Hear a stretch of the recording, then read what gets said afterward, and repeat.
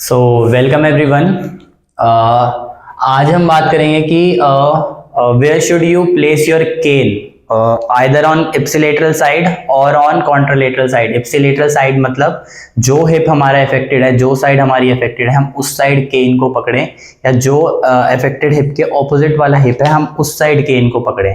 ठीक है, तो उसके अलावा मैंने ये तीन चीजें भी बना रखी हैं, तो वीडियो लंबी होगी तो इसलिए मैं इनको तीन पार्ट में डिवाइड कर रहा हूँ। In first part I will cover joint compression in bilateral stance and unilateral stance. In second video I will cover joint compression in compensated lean and ipsilateral cane. और थर्ड वीडियो में बताऊंगा कि contralateral केन में कितना joint compression होता है। तो ये दोनों जानने से पहले आपको बायलेटरल और यूनिलेटरल स्टांस में पता होना चाहिए कि कितना जॉइंट कंप्रेशन होता है, तभी आप पता लगा पाओगे कि केन यूज करने से कितना जॉइंट कंप्रेशन कम हो गया है। सो स्टार्ट करने से पहले आपको दो टर्म्स का मतलब पता होना चाहिए। First term is torque and second term is joint compression. So what is torque? Torque वो फोर्स है जो किसी भी चीज में रोटेशन करवाता है। फॉर एग्जाम्पल ये एक लाइन है, ये इस पॉइंट पे फिक्स है, इस पॉइंट पे फिक्स है, तो अगर इधर कोई भी फोर्स इधर लगेगा तो ये इस लाइन को नीचे रोटेट करवाएगा, और कोई भी फोर्स नीचे लगेगा तो ये इस लाइन को ऑपोजिट डायरेक्शन में रोटेट करवाएगा। तो कोई भी rotating force is a torque. Torque का फॉर्मूला क्या होता है? टॉर्क का फॉर्मूला होता है फोर्स इनटू परपेंडिकुलर डिस्टेंस। ठीक है, सो ये जो फोर्स लग रहा था, this force into distance axis तक, ये एक्सिस ऑफ रोटेशन है, इस फोर्स से लेकर एक्सिस ऑफ रोटेशन तक जो डिस्टेंस है वो इसका फॉर्मूला है। तो force into perpendicular distance is torque.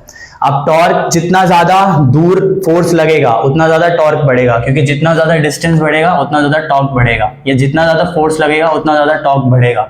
इसीलिए जो दरवाजे का हैंडल होता है वो बिल्कुल कोने में होता है, क्योंकि जितना वो एक्सिस ऑफ रोटेशन जो हिंजेस है दरवाजे के उससे दूर रहेगा उतना ईजी हमारे लिए खोलना होगा दरवाजे को। क्योंकि तब टॉर्क बढ़ जाएगा।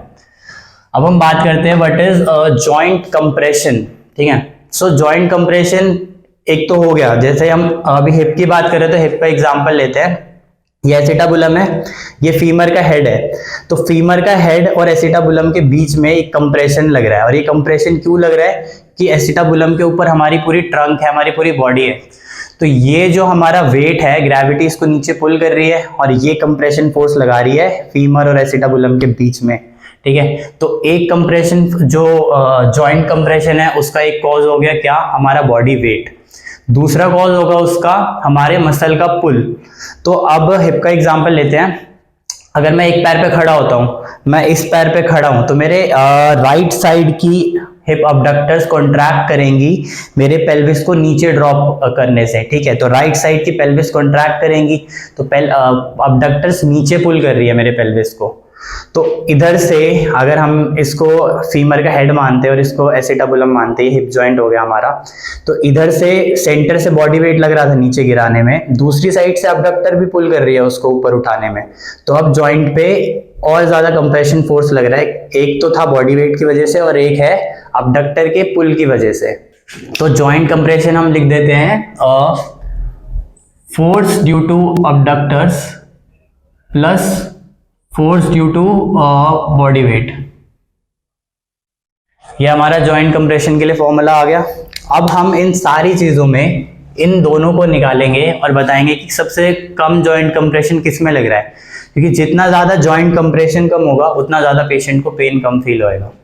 तो सबसे पहले हम आते हैं बायलेटरल स्टांस में। बायलेटरल स्टांस का मतलब होता है जब हम अपने दोनों पैरों पे खड़े हैं और जो हमारी लाइन ऑफ ग्रेविटी है वो बिल्कुल सेंटर से पास कर रही है। ठीक है, तो बायलेटरल स्टांस में हमारे दोनों पैर जमीन के कांटेक्ट में है, हमारा बॉडी वेट लगेगा बिल्कुल लाइन ऑफ ग्रेविटी हमारा बॉडी वेट लगेगा बिल्कुल लाइन ऑफ ग्रेविटी से नीचे को, तो बिल्कुल सेंटर से लगेगा नीचे को।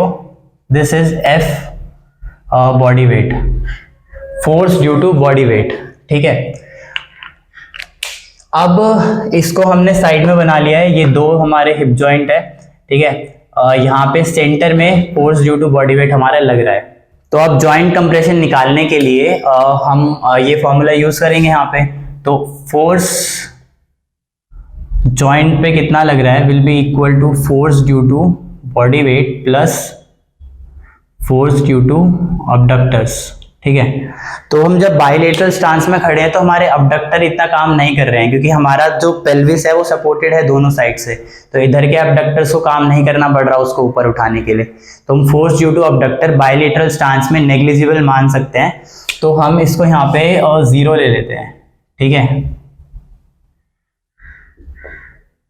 अब force due to body weight कितना होगा, ये निकालने के लिए हमको पता होना चाहिए कि हमारा वेट हर जगह कितना डिस्ट्रीब्यूटेड है। तो हमारे हाथों में जनरली होता है 5.5% ऑफ बॉडी वेट, हमारे ट्रंक में होता है 55% ऑफ बॉडी वेट, और हमारे दोनों पैरों में होता है 16.5% ऑफ बॉडी वेट। तो अगर हम सिर्फ हिप से ऊपर का कैलकुलेट करें तो 55 ट्रंक का और 5.5 हमारे हाथों का, तो it's around 66%, and 66% of 100 kg is 2/3। ठीक है, तो कमर से ऊपर इज 2/3 एंड कमर से नीचे इज 1/3 ऑफ बॉडी वेट। तो अब हमें पता चल गया कि हमारे ट्रंक का, हाथों का, हेड का, सबका वेट है 2/3 ऑफ बॉडी वेट। तो 2/3 ऑफ बॉडी वेट हमारे दोनों हिप जॉइंट पे लगेगा। ठीक है, तो हम यहाँ पे लिख देते हैं 2/3 ऑफ बॉडी वेट। पर ये बॉडी वेट हमारे दोनों पैरों पे बराबर लग रहा है, दोनों हिप जॉइंट पे बराबर लग रहा है, तो ये दोनों में डिवाइड हो जाएगा। हम बाकी सब में एक एक हिप का निकाल रहे हैं, तो हमको इसमें भी एक हिप का निकालना है बाइलेटरल स्टांस में। तो हर हिप में कितना लगेगा, डिवाइड बाय 2। ठीक है, सो जॉइंट कंप्रेशन से जो फोर्स लग रहा है वो है 1/3 of body wait in one hip, जब इंसान बाइलेटरल स्टांस में खड़ा है। तो अब हम एक एग्जांपल ले लेते हैं, हम एक हाइपोथेटिकल इंसान ले लेते हैं जिसका वेट है 60 kg। तो हम 60 kg को इन सब में कंपेयर करेंगे, तो इस बॉडी वेट को अगर हम 60 kg मान लेते हैं तो तब जॉइंट कंप्रेशन कितना लगेगा, 60 kg का 1/3, सो कितना लगेगा वो 20 kg। ठीक है, 20 kg कब, जब बाइलेटरल स्टांस था। सो अब हम देखते हैं यूनिलेटरल स्टांस में। तो हम यूनिलेटरल स्टांस क्यों स्टडी कर रहे हैं, क्योंकि गेट में फेज आता है एक, जब हमारा वेट एक पैर पे होता है, सिंगल लिम्ब सपोर्ट टाइम, जब हम सिंगल लिम्ब में होते हैं तब। ठीक है, तो इस टाइम पे हमारा सारा वेट एक पैर पे लग रहा है, हमारे अबडक्टर्स को वर्क करना पड़ रहा है हमारे हिप को ऊपर उठाने के लिए। तो जो पेशेंट को ऑलरेडी पेन है हिप में, राइट हिप में, और वो राइट हिप पे जब स्टांस पे आता है सारा बॉडी वेट उस पैर पे शिफ्ट होता है तो पेन बढ़ेगा। तो इसीलिए हम स्टडी कर रहे हैं यूनिलेटरल स्टांस, और ये सारे यूनिलेटरल स्टांस के लिए ही है। ठीक है, तो केन और कॉन्ट्रालेटरल केन यूज करने से पहले हमें पता होना चाहिए कि बिना केन यूज करे एक नॉर्मल इंसान में जब वो एक पैर पे खड़ा होता है तो कितना जॉइंट कंप्रेशन लगता है उसके हिप जॉइंट पे। तो इसको निकालने के लिए हमको FAB निकालना पड़ेगा, क्योंकि अब FAB काम करेगा। जब हम एक पैर पे खड़े हैं, मैं इस पैर पे खड़ा हूं, तो मेरे इधर के हिप अबडक्टर्स वर्क कर रहे हैं मेरे हिप को न्यूट्रल रखने में। ठीक है, तो अब हमारे हिप अबडक्टर्स होते हैं ग्लूटियस, मीडियस और मिनिमस, ये आके अटैच होते हैं ग्रेटर ट्रोपेंटर पे। ठीक है, तो ये पुल करेंगे हमारे पेल्विस को नीचे को, क्योंकि यहां से मैंने इस पैर को ऊपर उठा दिया है तो मेरा पेल्विस अब ड्रॉप होएगा नीचे को, तो उसको काउंटरएक्ट कौन करेगा, FAB। ठीक है, FAB नीचे पुल करेगा तो मेरा पेल्विस नीचे ड्रॉप नहीं होगा और ऊपर न्यूट्रल रहेगा। तो इसको हम यहाँ सिंप्लीफाइड वे में देख लेते हैं। ये हमारा इस वाले अफेक्टेड हिप का हिप जॉइंट है, जहाँ पे ये फीमर है और ये एसिटाबुलम है। यहाँ पे जॉइंट कंप्रेशन लग रहा है कुछ। ठीक है, यहाँ पे जॉइंट कंप्रेशन लग रहा है, किसकी वजह से, बॉडी वेट की वजह से, जो कि सेंटर में एक्ट कर रहा है, सेंटर में बॉडी वेट एक्ट कर रहा है।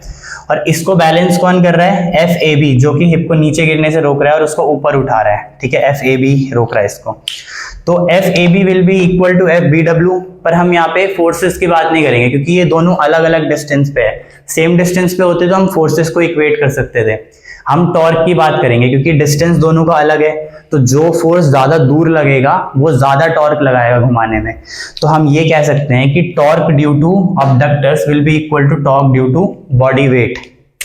ठीक है, so torque due to abductors will be equal to torque due to body weight. ठीक है। टॉर्क का फॉर्मूला क्या है, फोर्स इनटू परपेंडिकुलर डिस्टेंस, ठीक है। तो अब हमें डिस्टेंसेस निकालने पड़ेंगे, ये दोनों फोर्सेस हमारे पास है, डिस्टेंसेस कैसे निकालेंगे।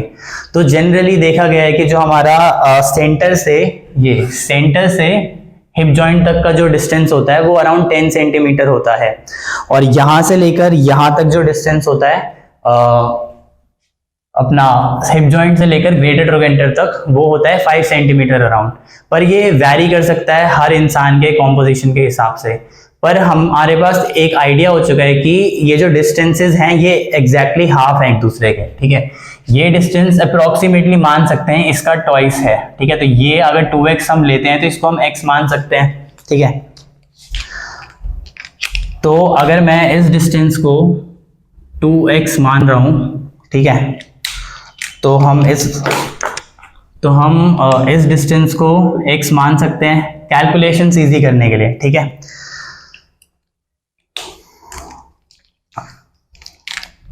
तो हम फोर्स लिख देते हैं, force due to A B जो हमें निकालना है, इनटू में डिस्टेंस ले लिया इसका x, should be equal to force due to body weight force due to body weight अभी हम निकालेंगे, ठीक है। Force due to body weight into में 2x। अब जब यूनिलेटरल बायलेटरल स्टांस में था तो पूरा का पूरा 2/3 बॉडी वेट लग रहा था हमारे हिप पे। अब वो यूनिलेटरल स्टांस में है तो ये 2/3 तो लगेगा प्लस इस पैर का वेट भी लगेगा, और इस पैर का वेट कितना है 1/6। 1/6 कैसे आया, 2/3 ऊपर है 1/3 नीचे है, दोनों पैरों में 1/3 है, तो एक पैर में कितना होगा 1/3/2, तो वो हो गया 1/6। तो हमारे इस पैर पे लगेगा 2/3 of trunk and arms and 1/3 हमारे इस पैर का, तो 2/3 प्लस 1/6, सॉरी 1/6 इसका, 2/3 plus 1/6 will be equal to 5/6, ठीक है। तो ये हो गया हमारे पास 5/6 ऑफ बॉडी वेट, ठीक है, क्योंकि 1/6 तो इस पैर में है ना, तो इसके अलावा जो भी सारा बच गया 5/6 वो सारा इसके ऊपर लगेगा। तो 5/6 इंटू 2x, और ये एफ ए भी हमें निकालना है, और ये हो गया x, ये कट जाएंगे, ठीक है। तो एफ ए भी हमारे पास आ चुका है 5/6 बॉडी वेट। अब हम जॉइंट कंप्रेशन निकाल लेते हैं, क्योंकि अब एफ ए बी हमारे पास है और एफ बी डब्ल्यू भी हमारे पास है, दो फोर्सेस लग रहे हैं हमारे जॉइंट पे इसको कंप्रेस करने के लिए। तो F force due to joint compression निकाल लेते हैं, F J will be equal to F B W plus F A B, which will be equal to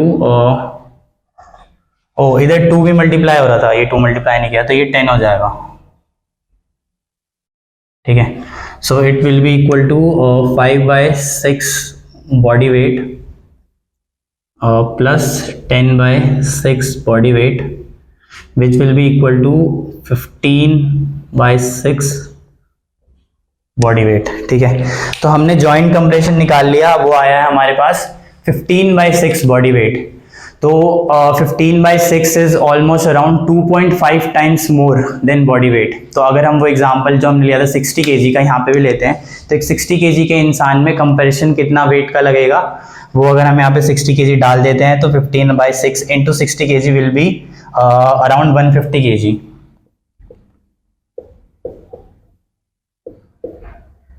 ठीक है।